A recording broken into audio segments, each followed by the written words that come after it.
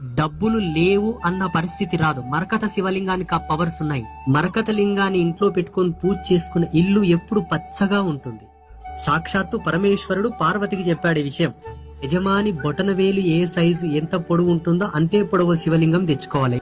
ప్రతి సోమవారం పొద్దున్నే స్నానం చేసుకొని నష్టన భస్మధారణ చేసుకొని లేదా ఇంత కుంకుమ బొట్టు పెట్టుకొని చందం బొట్టు పెట్టుకొని రాగి చెంబులో శుద్ధ జలం తీసుకొని రావాలి. ఆ నీళ్లు తెచ్చి దాంట్లో ఇంత భస్మం కలిపి మీ ఇంట్లో ఉన్న ఆ మరకత లింగానికి చక్కగా ఓం నమ శివాయ, ఓం నమ శివాయ, ఓం నమ శివాయ అని శివమంత్రమును చెబుతూ ఆ నీళ్లతో అభిషేకం చేసి అంత భస్మం రాసి బొట్టు పెట్టి దండం పెట్టుకోండి.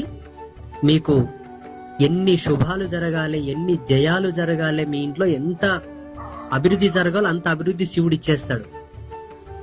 జ్యోతిష శాస్త్రం ప్రకారంగా కూడా ఆకుపచ్చని వర్ణానికి అధిపతి బుధుడు. ఏ విధంగా చూసుకున్నా మరకత శివలింగం గృహస్థులకు శ్రేష్టం శ్రేష్టం శ్రేష్టం.